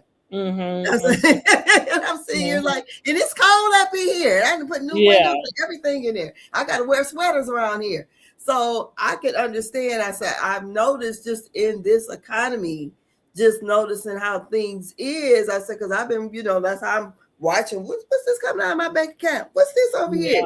The Y fee coming out. I ain't been to the Y in years. And I noticed the Y went up to $92 a month. I'm like, damn. I'm probably about to cancel this because nobody's going. And I didn't have it probably for maybe 10 years. Nobody's really going. And I think my son just aged out of it. So he got his own membership. But yeah, I said, honey, some things you got to tighten up on. And I think I'm about to. And I have no problem with doing that personally. I've been doing that whenever I needed to. That's how I got to where I am with my 3 boys on my own, right? Because I tighten up when need be and do what I got to do. And so, yeah, like I said, it couldn't be a more perfect time. Because like I said, I work from home. My boys are all grown. There's nobody who needs me. You know what I'm saying? And you live downtown. And I live downtown. That right, exactly. So I was like, I told my girlfriend, I'm like, I don't go out like every weekend or anything like that. But if there's anything I need to do, just like an Uber. Like, and again, that's what I told her. I said, it's so funny how God just gave me that real quick because I'm like, dang, like it's probably gonna cost me less money, right? You know what I mean? Like to do that, like seriously, Yeah. And so, like I said, I have things that, a lot of goals and things, but when you stretch to the max, you stretch to the max. So, like I remember telling my kids that I said this to him because we was giving Anthony he wanted to have a bowling party at the bowling alley. And so, a lot of times you call different places, they have certain packages, already put together for you or what have you. Yeah. So what I generally would do is ask what the packages is, see what that, what the prices are, see what that equates, like to per person, like if it, whatever, fits or whatever. And if, like, say if we had more people or less people, I kind of compare it to, well, what if we just came, you know what I'm saying, and whatever, got the lanes and ordered pizza, you know what I mean, without it being a particular, package. And so this is my bougie on the budget stuff, because that, again, that's how I make the comparison. Whichever one come out cheapest is the one we going with. Now, his dad does not have that same type of thought pattern. Well, lucky him, he never had to budget for his children. Only I did. But anyway, so he just could decide that he wanted to spend $500 and he could just spend it, Yeah.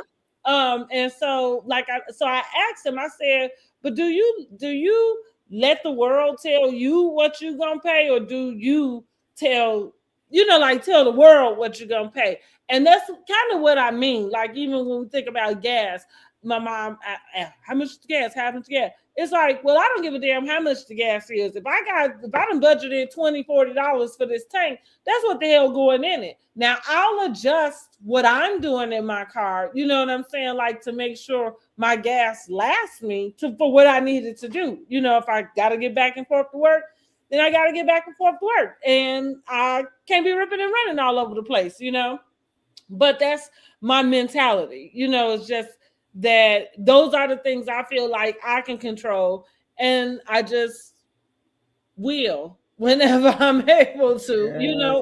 Like I said, whenever I'm able to. Not that I've always been able to, but like I said, I just know how to buckle down. And again, fact that I couldn't even plan me no vacation, that's a problem. So yeah, come pick this shit up.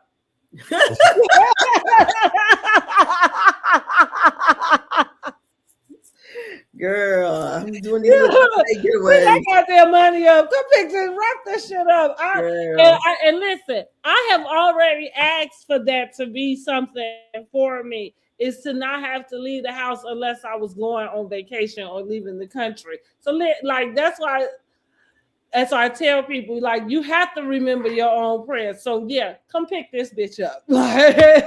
you are holding me back from my destiny, okay? Yeah. You have to do what you gotta do. And these housewives are doing what they doing. That's so y'all let us know what y'all rate the episode and how you think the season is going so far. And what do you think? Do we think Angela's doing too much? Is Shamea to blame? And what is Drew really like? Does she have all those people on her team? Or is it just Dion and her? I just wonder, And they are over on Summer House, though, dropping bombshells now. Real quick, while we over here, and these housewives is making up lies on each other, right? Over on Summer House, baby, they got a whole scandal happening. Really? I never watched that show. That's on Bravo too? I'm going to have to binge watch that.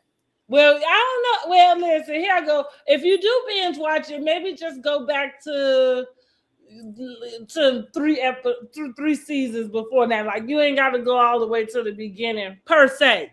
But is the same people on it, or they have different casts each year? The cast changed. So here's what's going on. The primary couple, which is Amanda and Kyle, they're married.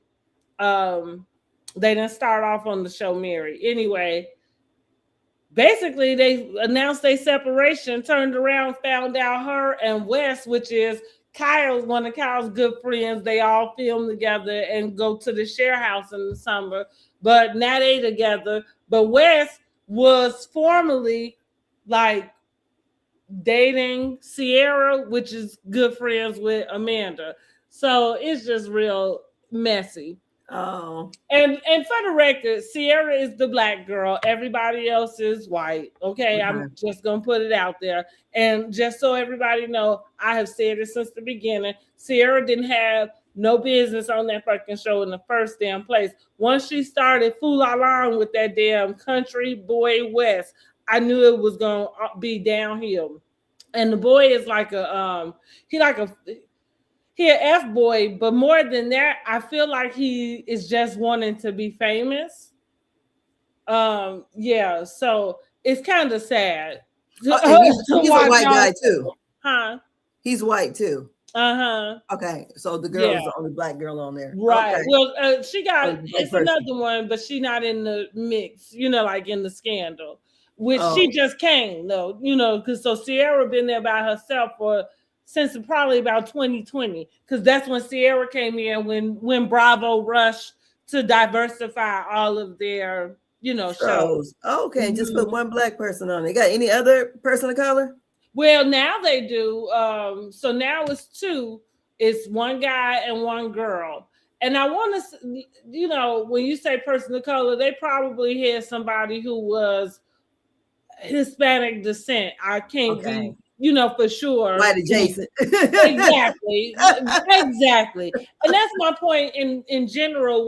Why I say Sierra really had no business over there in the first place, and it's just because Hollywood, and this is the reason why I can watch shows that don't have black people on them and not be offended, right? Like Yeah. because I understand that they move in spaces just differently than us, Yes. and so I can watch something and not have an expectation that Yeah. they need to meet me because I'm not watching you for that. You know what I mean? Like Exactly. they go to the Hamptons on the weekends. I was never watching them to get, black culture. You know what I mean? Like No, just like I don't what think I did watch them for and what I enjoy, or which is why I still watch them, even stuff. But what I started watching them for from the beginning is just to see these. They were young at the time. I guess we all were when they started. I guess we all were young when this shit started. But to watch these young professionals work in the city and then go out and play on the weekends. Yeah. Like it's like me having kids. That was an aspirational type of lifestyle. Like, ooh, how cool is that? You know what I'm saying? Like you say, you work hard, and that's for Play me hard. the definition of work hard, play hard. And baby, did they play? And so, like I say, so when she got on, I just was like, because it's one or the other. You either gonna stick out or you gotta fit in. You know what I mean?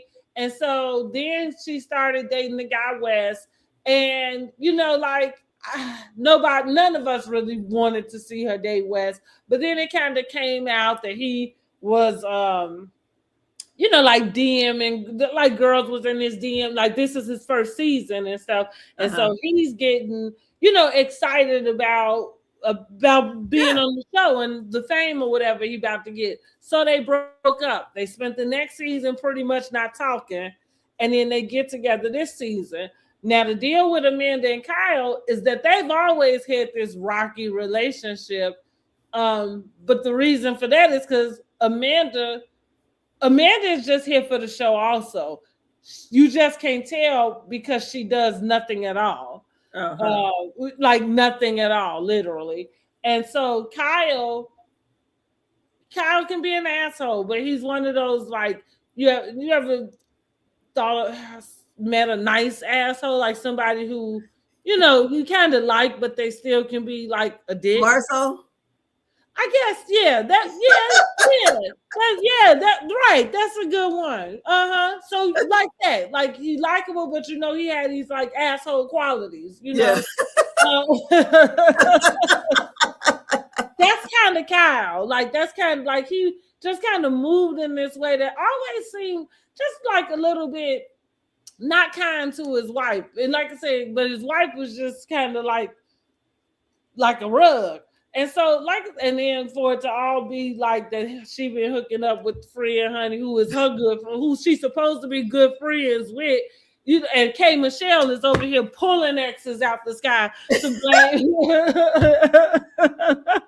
to pin on somebody, But yeah, so I am excited to watch them tomorrow because they got their reunion is on. I think we on part 2. Okay. Did you catch Love and Marriage Huntsville this weekend? I did not catch the episode, but I did, of course, see clips. Yeah. I really, really, really want to see this episode because Yeah. I want to see it in its Entirety. Yeah. yeah. Yeah.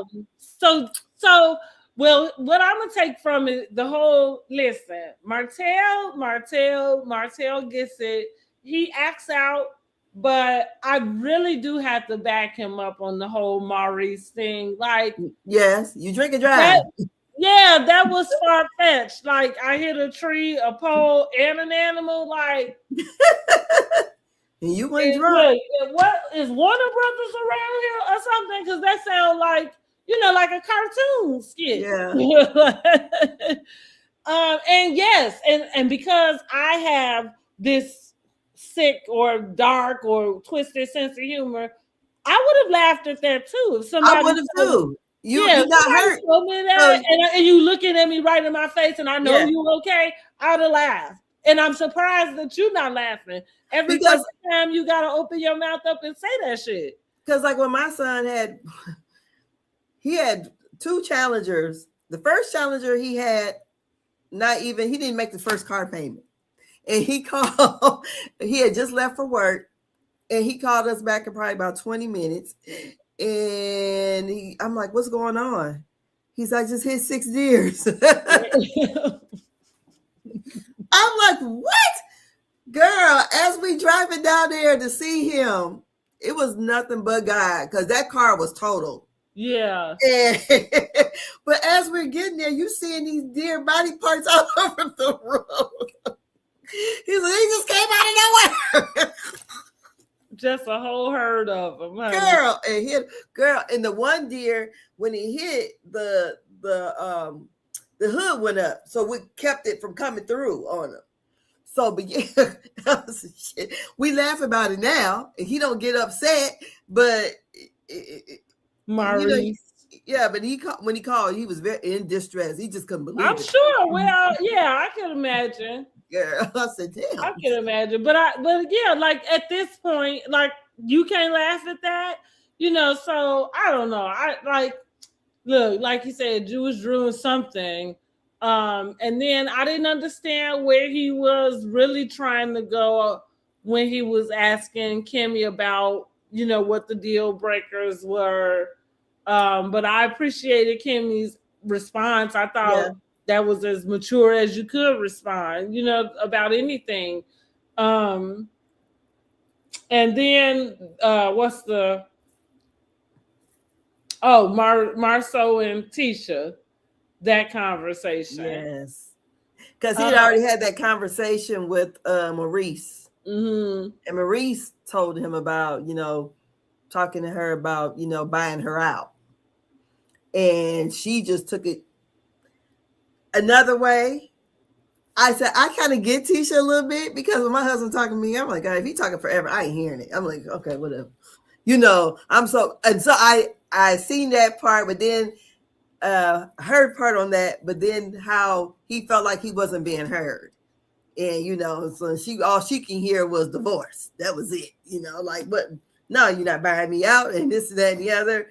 Well, so I said it's going to be an interesting reunion. I can agree with that. I feel like from that clip, it did seem to me, I think I've expressed this when it comes to Tisha. You can see when she in her head, and maybe in her head from like public or the comments and everything.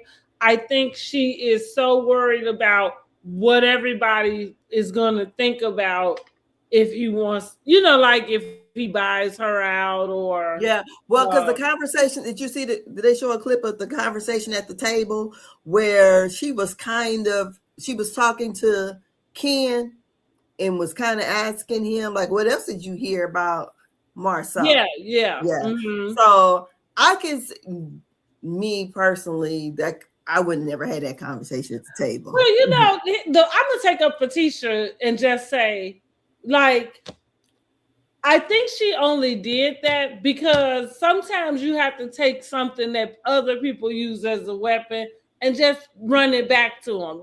Like cut the comedy when it comes to I heard the same thing you heard. No, motherfucker, spit it out.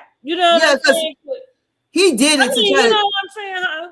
He did it to me to get back at her for what right. her. And that's what I'm saying. Like Exactly. that's why she just took it and ran it back. You know what I mean? Like, well, I heard the same thing you heard. You know, like, well, no, come on, spit it out. You know what I mean? What is that exactly? I understood where she was coming from. Because it's just like, you're not going to keep using this same fucking, you know, like knife. Like, if you got something to say, spit that shit out. Say it with your whole fucking chest. That, Yeah, like, but, I, you know, I feel the same way. Look, the faces that Marcel was making, I said, oh, this motherfucker getting mad. I think, you know, like, he makes a good point when he says, like, you guys shouldn't be like what I'm saying about Porsha and having that to say about Kelly. Like, yeah, if you feel like you don't want anybody saying anything about your marriage, then you should make sure you got your comments, you know, under lock and key. But I also, like I said, because of the way he came at it, like I caught that, like, yeah, I'd have caught it and swung it back at him. Like, no, don't hide behind that shit. Tell me what you got to say.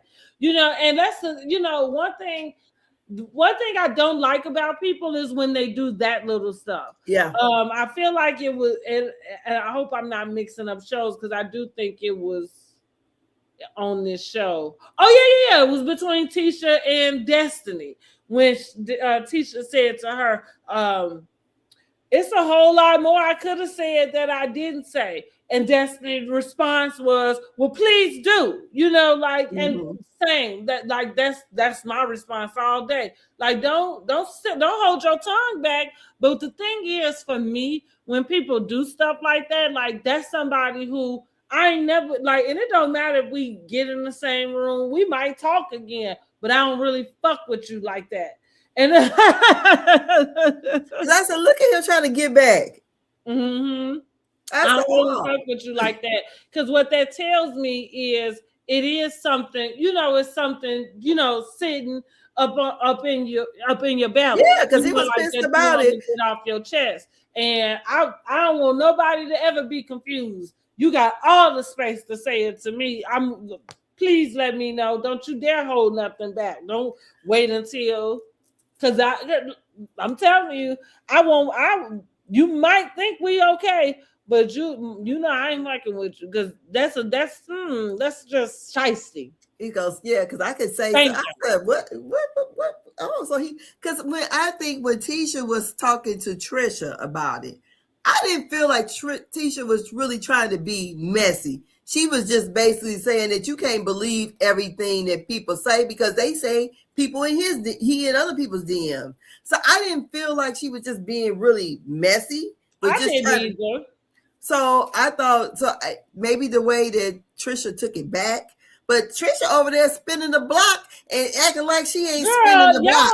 Y'all gonna get on my nerves with this Trisha and this spin the block bullshit. Trisha spin around in her head. That girl ain't spun no fucking block. And even when it was being played, I knew there was bullshit. Like, first of all, she only said it to save face. She ain't even talk to nobody. If you want me to tell the truth, that girl can't. She can't put a whole sentence together on this show, let alone you and somebody DM it. Girl, bye. And then, like, so that's the little stuff that irritate me. Like, are we gonna discuss this? Like, this is actually something y'all confused about, or that you think she trying to backtrack on? Like, that girl is way too slow for any of that shit.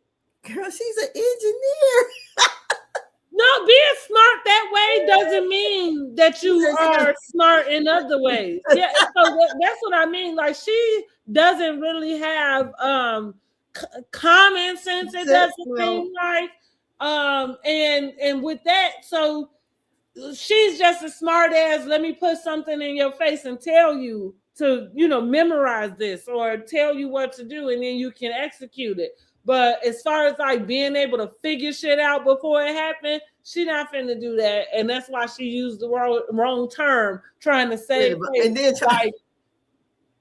I'm like, Lying. That's just how you know somebody lying.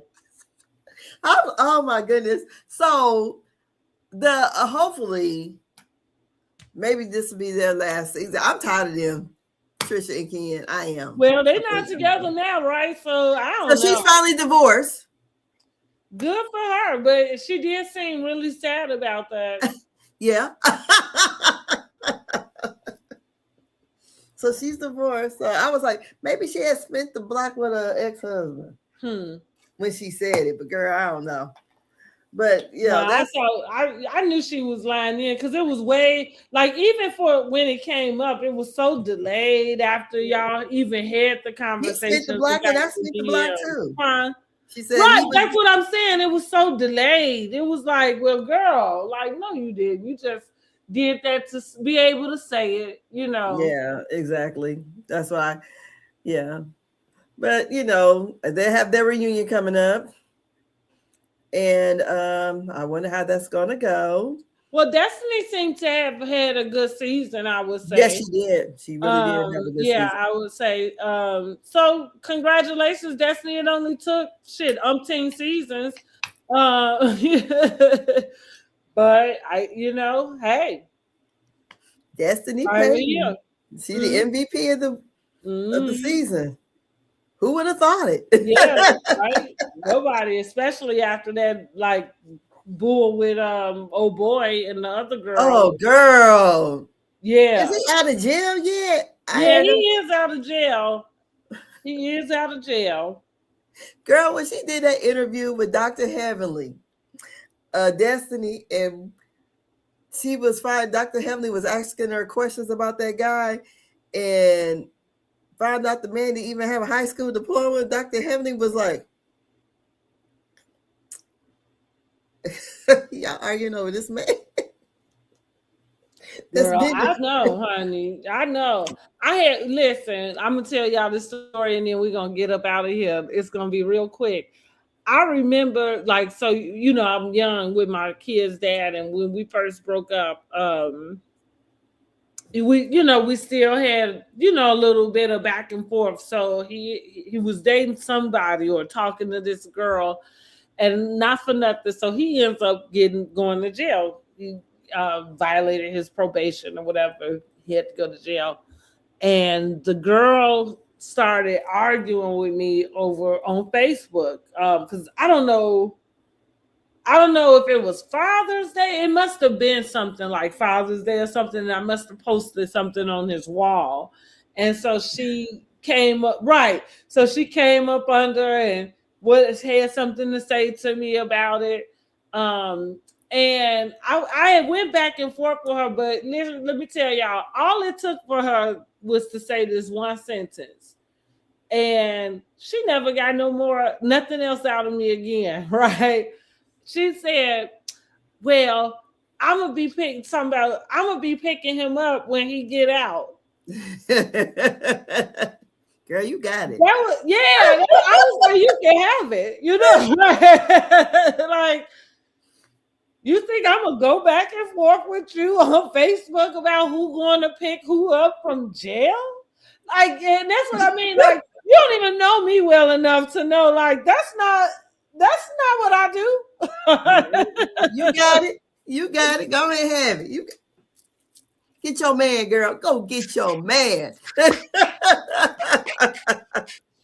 Yes, honey. And guess what? That's exactly what I let her do, honey. So I'll put the money on the books, do all of the things. Because guess what? He know and what Brandy know. Brandy is not that girl. I don't run back and forth to go visit nobody at the jail. Brandy's not that girl. Girl. You came right on time. Like, but yeah.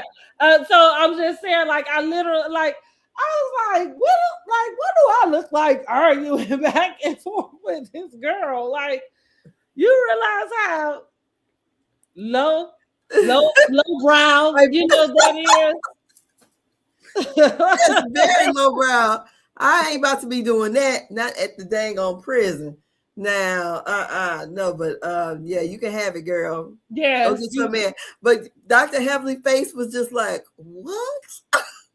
No, and nothing like it's not to talk about anybody past stuff happen. People don't get their stuff or whatever. But I do think that somebody should have some standards around here. And the way you run, like I agree, y'all running up talking and cussing each other out about somebody who can barely read. Like, yes, and he had been in prison half his life. That's why I said he could barely read. Girl. Like, are you kidding? You ain't take up reading while you was locked up, man. Honey, like, this is not a prize. And that's the thing, like, for us women, sometimes we just really got to reevaluate, like what it is we think, is prize or what we should be given or not. Like, reading and writing is the bare minimum. But, I noticed that men will be bums. And we'll try to holler at you. Yeah, they will. They ain't got no shame. And shit, if you don't say something, what's that girl? What was that last year? It was twin girls in New York. One guy tried to talk to the twin girl, and the girl, just kind of blew him off, and he killed her. Oh wow! No, I didn't know that. Jesus. I mean, this was a young girl. They stopped at a bodega after coming from like a party. Mm-hmm. And this girl was like a teenage girl, maybe 18, 17, 18 or whatever. And some guy tried to holler at her. And she kind of, either it's kind of blew him off. Which is a shame because you should have known damn well. Like that, I be thinking about sometimes the people who try to holler, I be thinking like, now what about like my daughter said, some real ugly guy trying to talk to her. She's like, what? Like, where are we doing this at? Like, what about me, made you think that it was okay? She was like, what? Like, I am so confused. Like, what make you want to check yourself? Like, she said, I understand people gotta, try to get. But quit playing with me. You should know better. You should know when you way out your league. Yes. Like, I said, girl, she said, I wasn't playing. No, quit playing with me. I said, okay. But yeah, the Destiny, and I forgot, what was the lady name? I forgot her name. Sunny arguing over Moses. That was, I thought, I hope Sunny is living it up with her Moses, though. Girl. I really do. Because I agree, I didn't think he was surprised then, and I'm sure he still ain't one. Yeah, because he didn't fit in with that group at all. I think what they say, I think the saying say sometimes you just gotta let a person go be with their type. Like maybe somewhere there is a person. I don't know who's equipped for, I don't know, things like that, building people up. Like, I'm not saying I can't build nobody up, but what I am saying is I done raised my damn kids and I don't plan on raising them another. Yeah. So we'll get Love and Marriage Huntsville, their reunion. And it should be interesting. Yeah, they ended up with a cliffhanger. And I was like, oh my goodness, what is going on with that good man, Savannah? Mm-hmm. So yeah, but that's all we got. We done talked about Atlanta and everything else in between. Just let us know how y'all feel like the season is going. And make sure you subscribe to the channels. Make sure you please like and share. And just let us know, how y'all feeling about it. And are you going to be doing for this season of Real Housewives, the Housewives Award? Yes. So you know what? I think maybe on our next couple reviews, let's start getting the buzz out, seeing if we can get some nominations. I guess I'll start doing it. And see about the Housewives Awards. Yeah, let's get the Housewives Awards. Get it started and get it out. Get our votes going and see where we're gonna be at by the time we get to the reunion. Honey. And what are predictions for the seating chart? Okay, yeah. You know what? So let me think. First chair for me, of course, I feel like is going to be K, Michelle. And I think that's just, I feel like by default. Okay. I feel like K Michelle is gonna have first chair by default. If it is, then it's either Drew or Porsha on the other side. It very well could be K and Porsha, or it could be Shamea and Porsha. Who had first shares last year? Oh, I'm gonna have Was to it get back Shamea and and Porsha? look. It may have been. I'm gonna have to go back and look. It may have been. I'm gonna have to go back and look, y'all. I can't remember. But I'm just thinking, like, Yeah. as far as the conflict for me is pretty spread around. So I don't know that any one, like any one, two of them really had this conflict that unless there's something. That's why I put Porsha and Shamea back up there, because if this whole thing that comes out, if that's kind of left us at the cliffhanger, I can see where they come. And also with the division of the cast in general, it just feels like they the captains. Not saying that anybody is spearheading this division, but I'm saying it feels like there's a Shamea team and then there's a Porsha team, so I can see that kind of going that way. But like I said, I'm kind of giving Kate the spot, and that might change, but it's strictly default.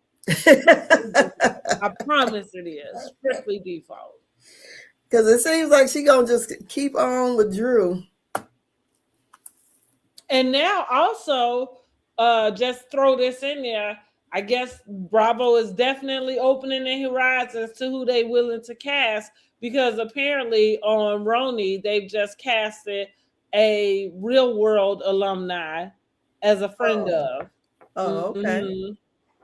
Well, I can't remember. I'm trying. I thought I probably watched that season, and shit, now I can't remember what season they said. But from her face, I don't feel like I remember her at all. So I don't know. But I thought, oh, okay. So got one from Love and Hip Hop. Now we got a Real Worlder. So, and also on this next upcoming episode, Giselle's going to be on Real Housewives of Atlanta. So when do you think we're going to get the Ultimate Girls Trip? I thought we had saw that. Did they say August? Let me look. I thought they had put that out. Okay, I didn't know. That's all. We got a crossover here. We got Giselle over here. August 9th. Yep, August 9th. Okay. Mm-hmm. So I wonder what's going to come on after Real Housewives go off of Atlanta.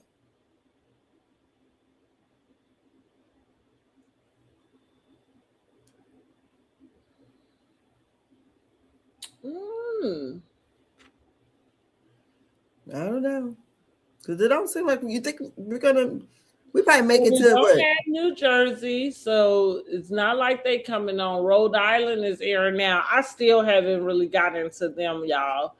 I've been watching bits and pieces, but not a whole. Yeah. They messy. New York is, since they just casted somebody, they got to be just filming, so they not coming.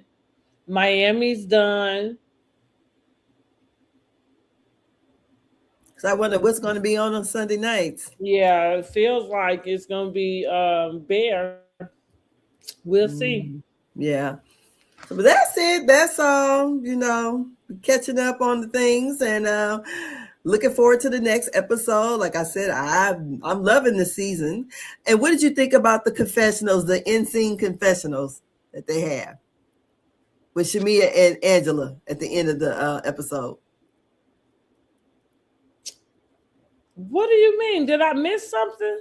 The confessional they did right there in the scene, instead of being, out doing the confessional. They did Angela, I know Shamea was out by her car, and Mhm. Angela, I don't know if she was outside or in the restaurant still. They did. Oh yeah. Okay, I know what you mean. Oh, People were saying, "Oh, that's such," bringing back the nostalgia of the old housewives. I guess so. I guess I probably that's why I was like, "What you mean?" I don't think I paid much attention to it in that aspect. Realizing it was something they hadn't done in a while. Yeah, so Mm-hmm. I can't wait to see next weekend. I mean, I look forward to watching it on Sunday. So, and hopefully, the ratings, the weekly ratings are pretty good because I feel like the season is great. I don't can know. understand if it's not, but I feel like that wouldn't be much of anything. Like the whole season needs to play out, I think. Mm-hmm. So yeah. So y'all be watching, and that's it. That's all. Thank y'all for joining us. Please subscribe to the channels and share. Yes. And meet us back next week. Same time. So we can get some more housewife mess going on. Mm-hmm. Talk to you all later. Y'all have a great evening. Good night.